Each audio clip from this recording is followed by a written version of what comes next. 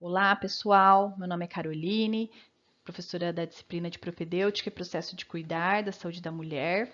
E a aula de hoje é sobre puerpério e assistência de enfermagem. Bom, essa é a segunda parte da aula. A primeira foi sobre modificações gerais e locais do puerpério. E agora, na segunda parte, nós vamos ver a assistência de enfermagem à mulher na fase puerperal. Bom, a atenção à mulher no puerpério é essencial para a saúde tanto materna quanto neonatal, né? Como parte dessa atenção integral à saúde da mulher, é fundamental garantir o acesso, né, atenção à saúde nas unidades básicas de saúde, saúde da família, especialmente no período do puerpério, tá? As ações da atenção básica visam garantir o acompanhamento integral da mulher e da criança, além de estimular desde o pré-natal o retorno precoce da mulher e do recém-nascido ao serviço de saúde após o parto, tá? E as estratégias utilizadas são o agendamento do primeiro atendimento na atenção básica antes do momento da alta da maternidade, a realização da visita domiciliar na primeira semana após o recém-nascido ter recebido alta, em até 3 dias da alta em caso de recém-nascido de alto risco, tá? E agendamento de consulta de puerpério tardio em até 42 dias após o parto. Bom, a assistência à puérpera tem como objetivos reduzir a mortalidade e morbidade materna e neonatal, avaliar e manejar as intercorrências em relação à saúde da puérpera, incentivar e fortalecer competências familiares, oferecer condições melhores para que a puérpera e os familiares recebam orientações sobre cuidados do binômio, né? O binômio seria mãe e filho, tá? Identificar e manejar riscos, vulnerabilidades, avaliar a interação entre a puérpera, o RN, a família e a rede de apoio, orientar quanto ao planejamento de saúde sexual e reprodutiva com a participação do parceiro, se possível, incentivar, estimular, apoiar o aleitamento materno se não houver contraindicações, manejar as intercorrências com o aleitamento materno e orientar cuidados com o recém-nascido. Bom, a consulta de enfermagem, ela deve ser agendada preferencialmente pela maternidade e a sua realização tem prioridade na unidade básica de saúde ou no serviço de referência da mulher, tá? Bom, a coleta de dados para consulta de enfermagem no puerpério inicia-se com a anamnese. E é importante confirmarmos a data de nascimento, a cor dela, a identidade de gênero e sexual dela, a procedência, a escolaridade, profissão, atividade laboral remunerada, o estado civil, a condição de habitação, situação familiar. Confirmar aí os antecedentes familiares e pessoais, tem hipertensão, diabetes, alergias, gemelaridade, câncer, cirurgias, se teve algum transtorno psiquiátrico, ou ela tem algum transtorno, infecções sexualmente transmissíveis, a data do último Papa Nicolau e o resultado dele, tá? Realizar escutativa de como foi a experiência do parto e escutativa de como estão os primeiros dias de vida do bebê em casa, a rotina, como tá, a alimentação, a questão da ingesta hídrica, como está o aleitamento materno, sono, repouso, a higiene, as eliminações, a execução das atividades, o apoio familiar, como tá.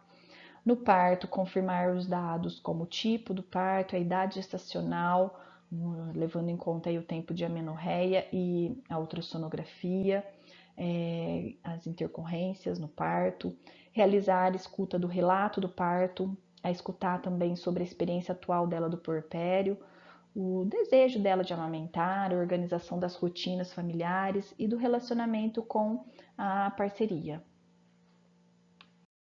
Bom, ainda em relação à anamnese, é importante identificarmos vulnerabilidades como violência, situação de rua, abandono do parceiro, situação de moradia, de acesso a serviços, a situação de emprego e renda, os riscos como o uso de drogas ilícitas, atentar para o estado psíquico delas, como sinais e sintomas do baby blues, depressão e psicose puerperal, O pré-natal também é importante observar os dados registrados no cartão do pré-natal, observar a carteira de vacinação, o prontuário, o sistema de informação e atentar para, né, no pré-natal, o número de gestações, parto, tipos, idade gestacional nos partos, se teve aborto ou abortos, número de filhos vivos, intercorrências na gestação, experiências anteriores com aleitamento materno, o planejamento e a aceitação da gravidez, como foi e como está, as sorologias, se for um RH negativo, verificar se fez uso da imunoglobulina anti-D, verificar a situação vacinal, seguindo o calendário de vacinação para puérperas conforme as diretrizes do Programa Nacional de Imunização e verificar os exames realizados e solicitados se houver e medicamentos em uso. Tá? O exame físico da puérpera deve ser realizado de forma completa, tá? Porém, devemos atentar para os parâmetros puerperais, tá? Como mucosas, avaliando as mucosas, a hidratação, as condições da pele. Na inspeção, atentar para lesões que não se expliquem, as suas distribuições e características morfológicas, equimoses múltiplas na cabeça, no pescoço, diversas partes do corpo, hematomas e cicatrizes que possam indicar situação de violência. Tá? É importante verificarmos os sinais vitais e antropometria, verificando o IMC, realizar a ausculta cardíaca e pulmonar, avaliar as mamas, tá? Então, engurgitamento, sinais inflamatórios infecciosos, cicatrizes que dificultem a amamentação e os mamilos, tá? O tipo, a presença de escoriações, fissuras, vesícula, algum trauma mamilar. Também é importante palpar o abdômen da puérpera, avaliando a involução uterina, a dor, cicatriz de ferida operatória em caso da cesárea, tá? Observar a incisão, se ela é do tipo Pifanestiel, que é essa incisão da primeira figura que vocês estão vendo, ou observar também se a incisão foi mediana. Geralmente é feita a incisão de Pifanestiel. Tá? Em casos de urgência, emergência, é realizado a incisão mediana. Tá? Bom, esse slide mostra duas fotos de incisões cirúrgicas, né? A Pifanestiel e a mediana. Bom, ainda no exame físico da puérpera, devemos avaliar o períneo e a vulva, atentar para lacerações e identificar a extensão, localização, o aspecto, a episorrafia, os pontos cirúrgicos, sinais flogísticos, né? Presença de hematoma, avaliar condições da higiene íntima, avaliar a loqueação e suas características, coloração, odor, a quantidade, também avaliar a região anal e verificar a presença de hemorroidas. Bom, também é muito importante avaliarmos os membros inferiores, observando a presença de edemas, dor, hiperemia local, sinais de inflamação, de infecção e varizes, sinais de trombose venosa profunda, né, a TVP. Para isso é importante realizar o sinal de Ullmann. O que é o sinal de Ullmann? Consiste na dorsiflexão do pé sobre a perna. O sinal será positivo se tiver dor. Corresponde a essa primeira figura, tá? O modo de realização da avaliação do sinal de Ullmann. E o sinal de bandeira consiste em palpar a panturrilha e comparar com a outra. O sinal será positivo se tiver edema, dor, rubor e calor. Tá? A movimentação fica comprometida, como vocês podem ver nessa outra figura, que está identificada como avaliação de sinal de bandeira. Em relação à assistência de enfermagem no puerpério, o plano de cuidados à puérpera envolve assistência em amamentação, o estímulo aos exercícios metabólicos, evitar estase venosa e edema, exercícios respiratórios para aumentar a expansão torácica e exercícios de alongamento com foco nos membros superiores e inferiores para favorecer a motilidade gastrointestinal. E no caso de cesárea, evitar a contração perineal e abdominal até a cicatrização da sutura. Aí, após retirar os pontos, orientar a automassagem para evitar alterações na cicatriz. Bom, também precisamos avaliar e orientar o padrão nutricional e realizar encaminhamentos, se necessário, orientar a alimentação saudável, uma dieta rica em ferro, legumes e verduras, evitando alimentos condimentados e com cafeína, beber bastante líquido, água, e o acompanhante pode ajudar nesse sentido, né, de cuidar da hidratação materna também. Orientar a evitar o cigarro, né, que a mulher evite bebidas alcoólicas, drogas e medicamentos sem receita médica. Orientar métodos contraceptivos e uso correto do método escolhido, o retorno da atividade sexual só após os 40 dias de parto e orientar também a prevenção de ISTs e AIDS, né? Explicar o método de amenorreia lactacional ou ajudar na escolha também de outro método.